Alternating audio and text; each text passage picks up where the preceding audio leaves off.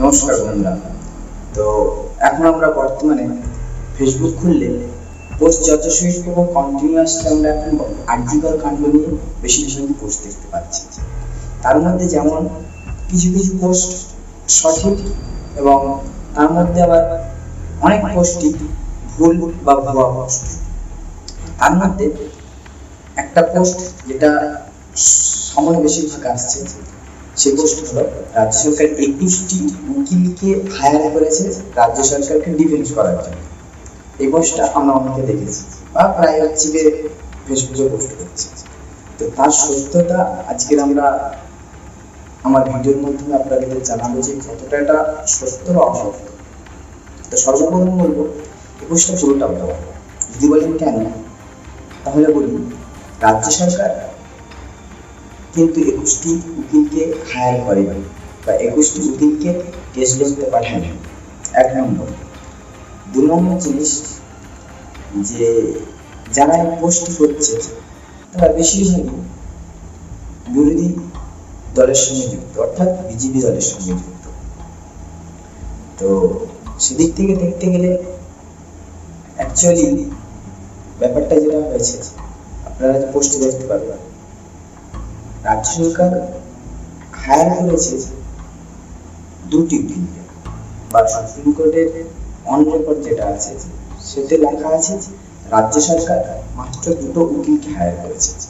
কিন্তু অরিজিনাল কোর্টের নিয়ম অনুযায়ী ওই উকিলের আন্ডারে রাজ্য সরকারের যে 2টো উকিল হায়ার করেছে তা সেই উকিল সে তার জুনিয়র লয়ারদের সে তার কাজের সাহায্যের জন্য বা কাজের দ্রুত অগ্রগতির জন্য সে কিন্তু আরো উকিলকে সাহায্যের জন্য ডাকতে পারে।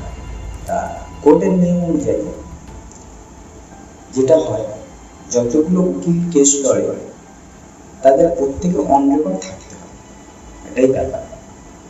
তো যারা এই পোস্টটা করছে তাদের জন্য আমি এই কেসের সঙ্গেই যুক্ত, আর্থিকর কাণ্ড কেসের সঙ্গে সুপ্রিম কোর্টে যে কেস চলছে সেই কেসের সঙ্গেই যুক্ত এক অ্যাডভোকেট।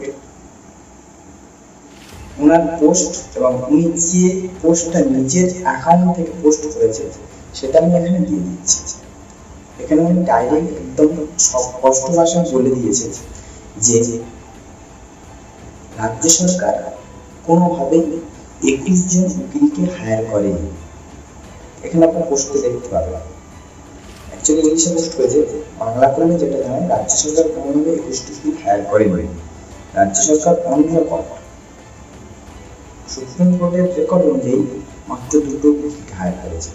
এবার যে ব্যাপারটা হয়েছে, যে 2টো উকিল হায়ার করেছে তারা তাদের কাজের অগ্রগতির জন্য, দ্রুত অগ্রগতির জন্য, অর্থাৎ যাতে দ্রুত কেসটা সমাপ্ত করা যায়, বা তাদের যে জুনিয়র উকিলগুলো আছে জুনিয়রদের তারা নিজের খরচ হয়ে গেছে, এটা কিন্তু রাজ্য সরকার কোনো খরচ দিচ্ছে। আরেকটা জিনিস যেটা বলি, আন্দোলন করতে হয়তো আন্দোলনটা এটা নিয়ে কোনো কিছু বলার নেই, কিন্তু কয়েকটা জিনিস আপনারা কয়েকদিন ধরে দেখছেন।